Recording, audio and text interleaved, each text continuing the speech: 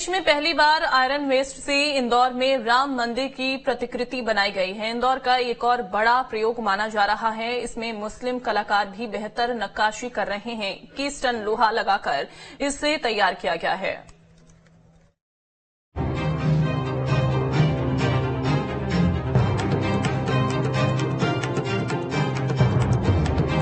तो अयोध्या में राम मंदिर बन रहा है। ये हूबहू उसकी एक रिप्लिका है।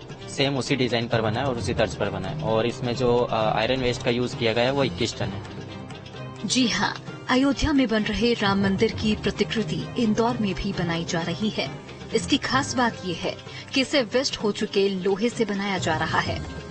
विश्राम बाग में तैयार हो रही इस प्रतिकृति को 20 मजदूरों ने 3 महीने की मेहनत से तैयार किया है, जो कि इंदौर के महापौर पुष्यमित्र भार्गव की सोच का परिणाम है। दिल्ली में सराय काले खां है, वहाँ पे 7 अजूबे बने हुए हैं। जैसे ताजमहल हो गया, जैसे 7 जो अजूबे हैं वो सारे बने हुए। एफिल टावर हो गया और होना चाहिए। आप जाओगे दर्शन करने, देखने जाओगे? जी सर, हम लोग को टाइम मिलेगा तो हम जाएंगे खुद ही। श्री राम मंदिर की प्रतिकृति की खास बातें। 21 टन लोहे के स्क्रैप से तैयार किया गया है। ऊंचाई 27 फीट, चौड़ाई 26 फीट और लंबाई 40 फीट है। 20 मजदूरों ने 3 महीने दिन रात काम किया है। सर, ये नगर निगम से हमें प्रोवाइड कराया गया था। क्या क्या है इसमें सर ट्रक के चेचिस हुए, विद्युत विभाग के पोल हुए, उसके बाद झूले हुए और इसी तरह के सभी मटेरियल थे।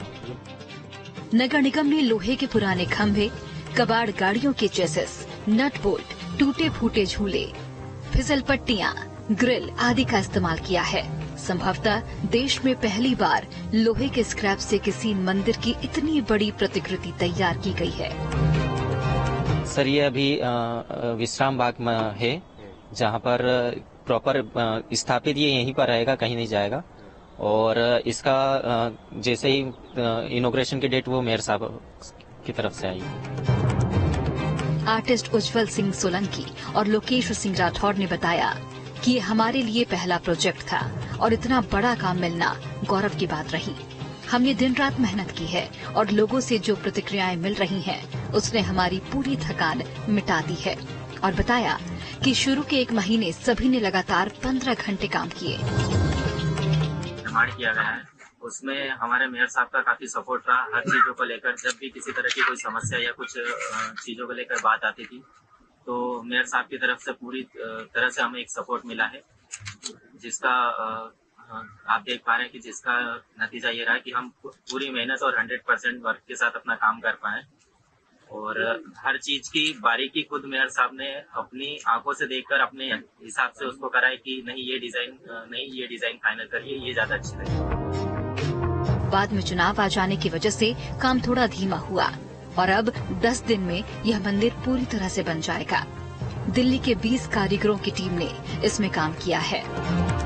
और चौड़ाई में ये 27 फीट का है और लंबाई इसकी 40 फीट के लगभग है। इसमें हमें मुख्यतः सबसे बड़ी समस्या ही साइज बनाने में आई है, क्योंकि जिस चीज की हम प्रतिकृति बना रहे हैं वो अभी तक बनकर तैयार नहीं थी।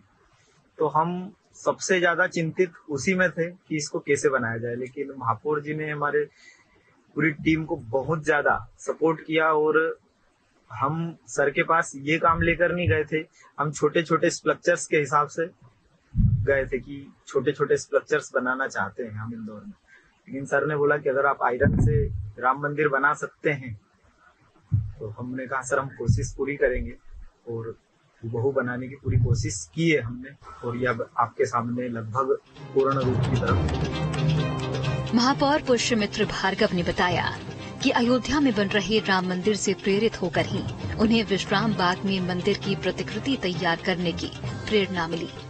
बड़ी चुनौती ये थी कि लोहे के स्क्रैप कैसे लाए जाएं। इसमें वेल्डिंग वाले कारीगरों की भी महत्वपूर्ण भूमिका रही, क्योंकि छोटे बड़े और टूटे फूटे लोहे के सामान को मंदिर का रूप देना आसान नहीं था। दुनिया भर में इंदौर के स्वच्छता के संदेश के साथ साथ भगवान राम का संदेश देने के उद्देश्य से मुझे लगता है कि दुनिया की पहली और देश की तो ऐसी पहली भगवान राम की प्रतिकृति है जो लगभग 21 टन लोहे के स्क्रैप से बनी है। 27 फीट ये ऊंची है और 3 महीने से ज्यादा के समय में ये बनकर इंदौर के रंजीत हनुमान मंदिर के पास, जो इंदौर नगर निगम ने विश्राम बाग को नए बगीचे के रूप में डेवलप करने का काम